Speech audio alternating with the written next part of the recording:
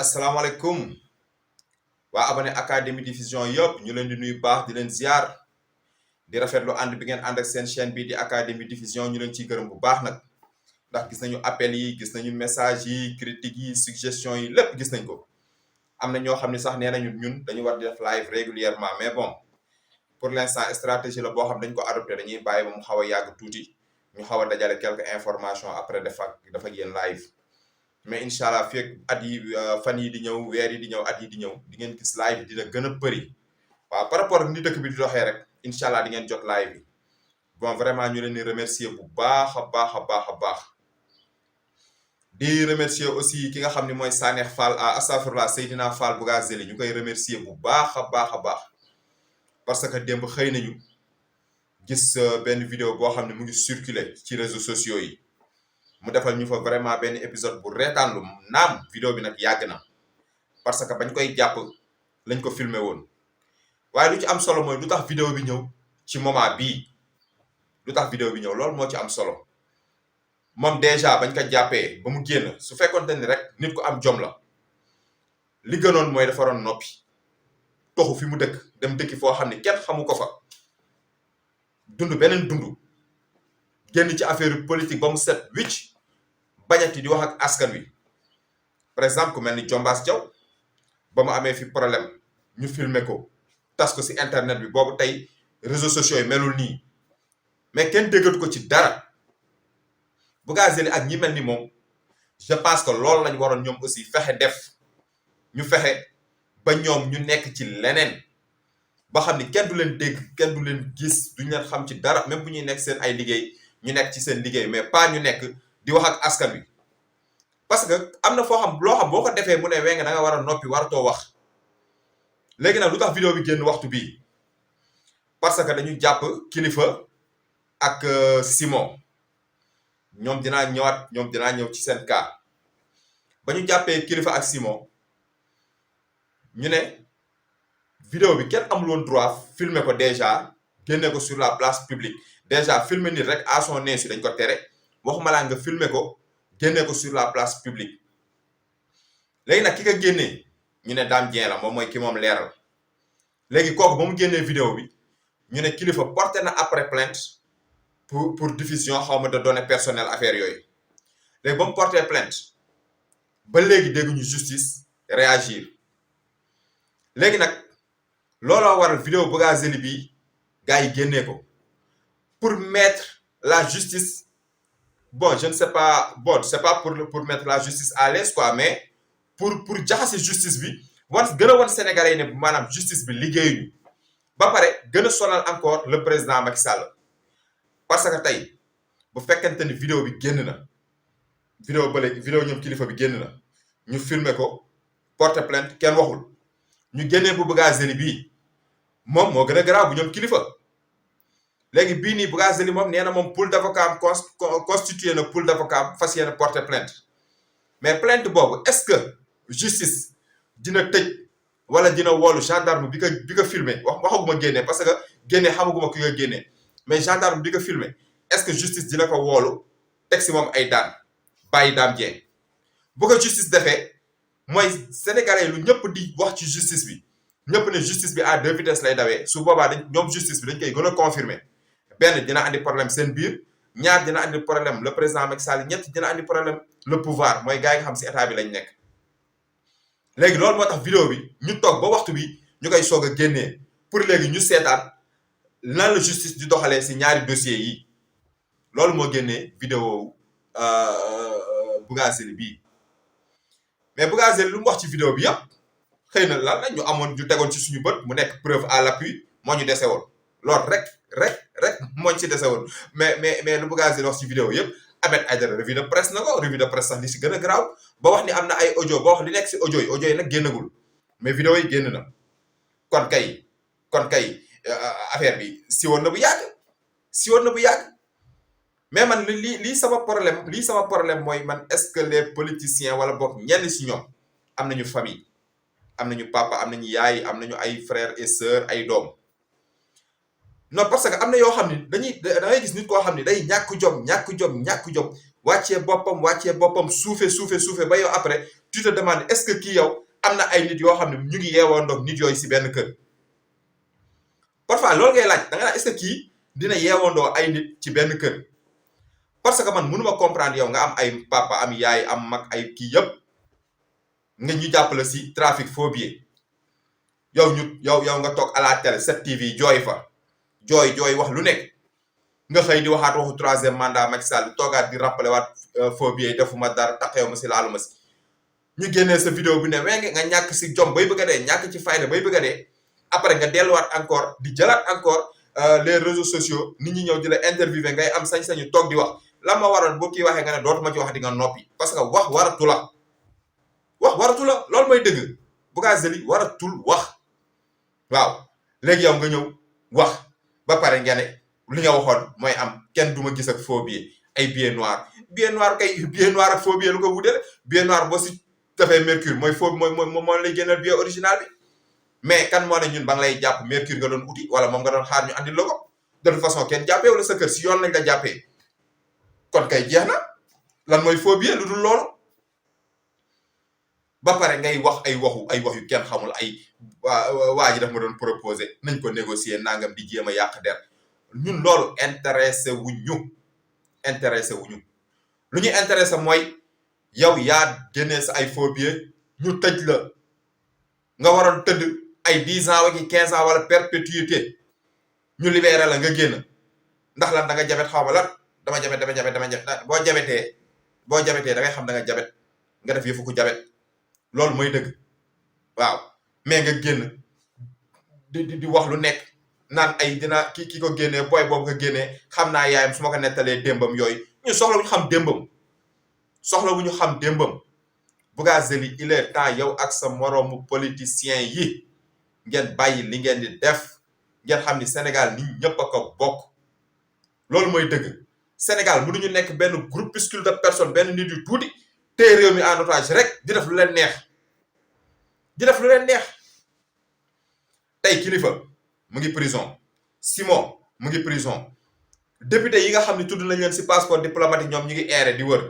te pourtant Ousmane Sonko keroog ba mu defee li muy def paraxee nañ ko ci une semaine dindi lépp lu ñu waroon dindi ci moom jugé ko amaana sax bu assemblée yéexoon tuuti ñu jugé ko noonu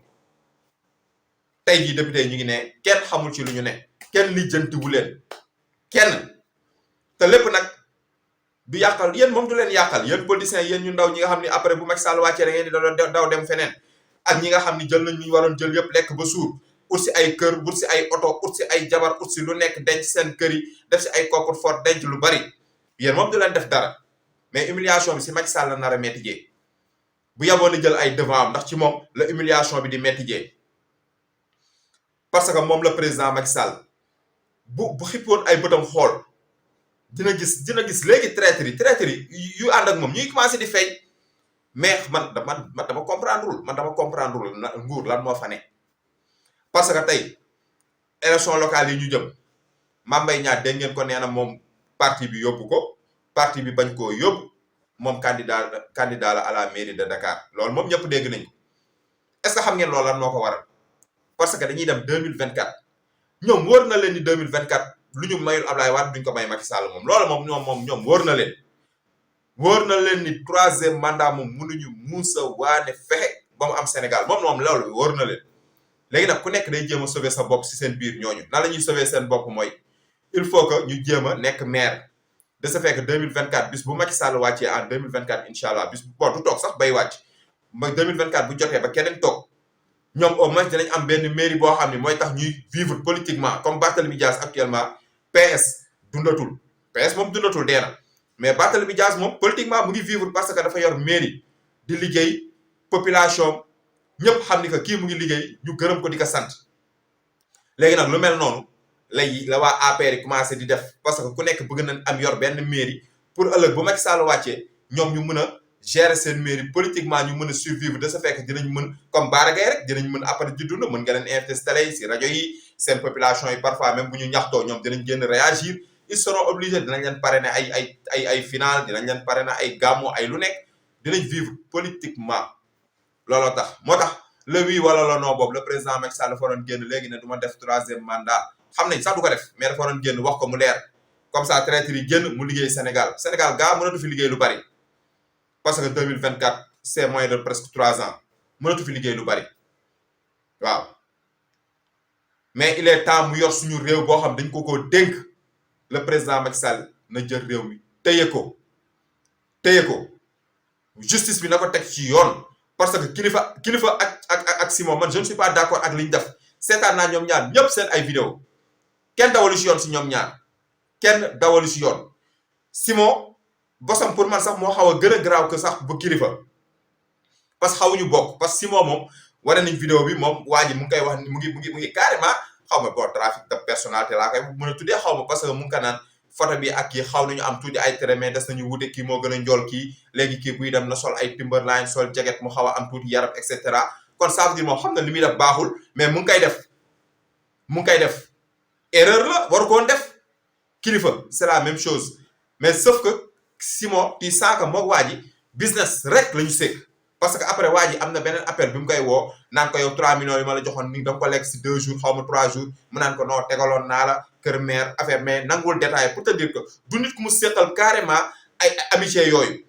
par contre kilifa moom ba mu duggee ci oto waa ji deuxième vidéo bi da ngay sentir carrément ni kilifa moom ak waa ji miinante nañ bu baax sax mais moom kilifa aussi si trafic de visa bi mu doon jéem a def ni ñu ko mën a waxee bu dee sax trafic de visa la moom kilifa dafay profité moom si mbubbu artiste am pour wax ni que comme diw ak diw ay artistes lañ affaire et cetera dañuy dem tëggi ji wala ay jabaru tëgg artistes lañ dañuy dem tourner yóbbaale ko genre boobu moom si côté boobu mais loolu moom yàgg na fi loolu li kilifa def noonu yàgg na fi seulement que léegi nag moom booy dañoo bëgg téléphone yu bees téléphone yu sophistiqué te mënuñu ko utiliser léegi téléphone yi moom booy wax ak nit boo moytu sax enregistrement bi déclenché boppam ba pare ñoom xamuñu fu ñu koy éliminer léegi téléphone yi presque yëpp la booy di enregistré lépp malgré que nag waa ji ceer moomu kii filmé ñoom kilifa moom moo ko tey parce que ngay gis parfois bu loxo bi xawee baare sax day aj loxo bi pour gars yi mën a gis kooku moom moo ko tey waaw mais affaire trafic de visa boobu noonu nekk artiste di dem yóbbaale ay nit di ñibbi si bàyyi fa nit yi wala nit yi ne dañoo daw yàgg na fi Mbaye Bercy lan moo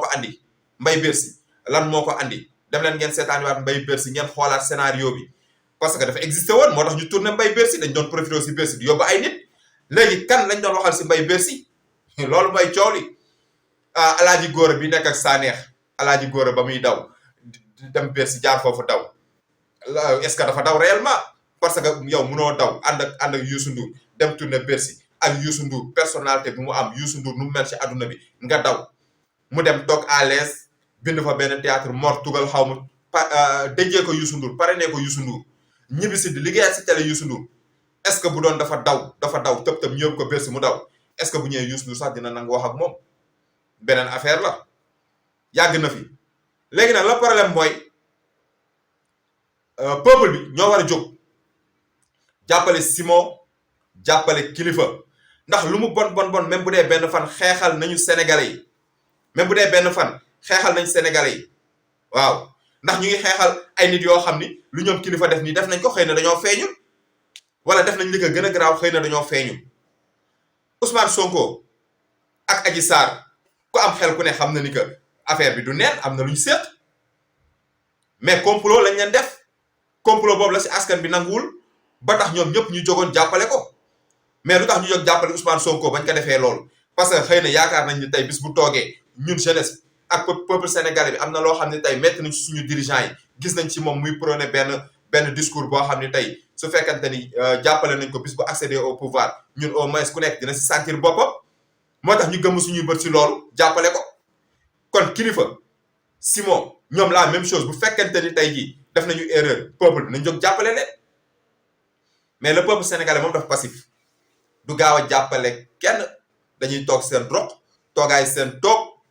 bu gaa yi jóg di xeex du ñu jóg di xeex jàpp ko si télé si réseaux sociaux di xool di commenter loolu moo dul yoon gaa yi dañu war a jóg jàppale nit yu leen di xeexal bu la nit ki nekkalee si naaj bi nekkal ko ci kër gi bu la nit ki nekkalee si kër gi nga nekkal ko si naaj bi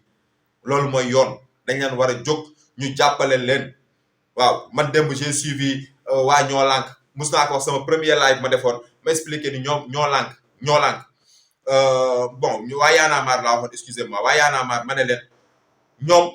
su ñuy def dara rek toujours dañuy tàggoo ba pare xam nga le fait que yow nga jóg ne man damay dem defi marche dañuy dem defi marche wala dañuy dem defi sitting wala dañuy dem defi benn affaire mais loolu boo ko yëglee mais ko gars yi dañuy jël seen dispositif yëpp la ñuy jël léegi nag il faut ngeen teg benn stratégie boo xam ni mooy permettre gars yi di def li ñuy def léegi nag su fekkente ni dem nañu ba dem ni ba xam ni yëgle moom mënut a ñàkk ngeen def li ñoom Abdou Karim Gueye defoon démb jël seen oto baare ko ci digg tali bañ a wàcc oto bi ñàkkante ko policiers yi mu benn si mais doo ñëw jël voie normale ba jege policiers yi ñu ñëw baare sa oto nga toog sa biir oto loolu taxul ñuy wax c'est-à-dire affaire bi œil pour œil la dent pour dent ñi nekk ci kaw comme yërëm muñu ñi nekk ci suuf ñi nekk ci suuf tamit buñu leen yërëm loolu mooy